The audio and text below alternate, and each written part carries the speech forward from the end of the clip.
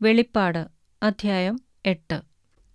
അവൻ 7-ാം മുദ്ര പൊട്ടിച്ചപ്പോൾ സ്വർഗ്ഗത്തിൽ ഏകദേശം അരമണിക്കൂറോളം മൗനതയുണ്ടായി. അപ്പോൾ ദൈവസന്നിധിയിൽ 7 ദൂതന്മാർ നിൽക്കുന്നത് ഞാൻ കണ്ടു. അവർക്ക് 7 കാഹളം ലഭിച്ചു. മറ്റൊരു ദൂതൻ ഒരു സ്വർണ്ണ ധൂപകലശവുമായി വന്നു, യാഗപീഠത്തിനരികെ നിന്നു. സിംഹാസനത്തിൻ മുമ്പിലുള്ള സ്വർണ്ണപീഠത്തിന്മേൽ സകല വിശുദ്ധന്മാരുടെയും പ്രാർത്ഥനയോട് ചേർക്കേണ്ടതിന് വളരെ ധൂപവർഗം അവന് കൊടുത്തു.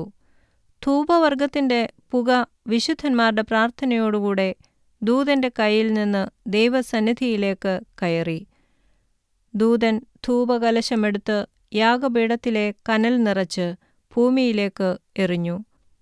ഉടനെ ഇടിമുഴക്കവും നാദവും മിന്നലും ഭൂകമ്പവും ഉണ്ടായി. 7 കാഹളമുള്ള ദൂതന്മാർ 7 കാഹളമൂതുവാൻ ഒരുങ്ങി നിന്നു. ഒന്നാമത്തവൻ ഊതി. അപ്പോൾ രക്തം കലർന്ന കന്മഴയും തീയും ഭൂമിമേൽ ചൊരിഞ്ഞിട്ട് ഭൂമിയിൽ 1/3 വെന്തുപോയി. വൃക്ഷങ്ങളിൽ 1/3 വെന്തുപോയി. എല്ലാ പച്ചപ്പുല്ലും വെന്തുപോയി. രണ്ടാമത്തെ ദൂതൻ ഊതി. അപ്പോൾ തീ കത്തുന്ന വൻമല പോലെ ഒന്ന് സമുദ്രത്തിലേക്ക് എറിഞ്ഞിട്ട് കടലിൽ 1/3 രക്തമായി തീർന്നു. സമുദ്രത്തിൽ പ്രാണനുള്ള സൃഷ്ടികളിൽ 1/3 ചത്തുപോയി. കപ്പലുകളിലും 1/3 ഛേദം വന്നു. മൂന്നാമത്തെ ദൂതൻ ഊതി. അപ്പോൾ ദീപം പോലെ ജ്വലിക്കുന്ന ഒരു മഹാനക്ഷത്രം ആകാശത്തുനിന്ന് വീണു. നദികളിൽ 1/3 നീരുറവകളിന്മേലും ആയിരുന്നു വീണത്. ആ നക്ഷത്രത്തിന് കാഞ്ഞിരം എന്നു പേർ. വെള്ളത്തിൽ 1/3 കാഞ്ഞിരം പോലെയായി. വെള്ളം കയ്പായതിനാൽ മനുഷ്യരിൽ പലരും മരിച്ചുപോയി.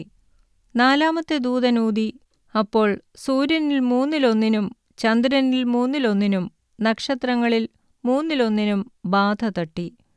അവയിൽ 1/3 ഇരുണ്ടുപോയി. രാവും പകലും 1/3 വെളിച്ചമില്ലാതെയായി.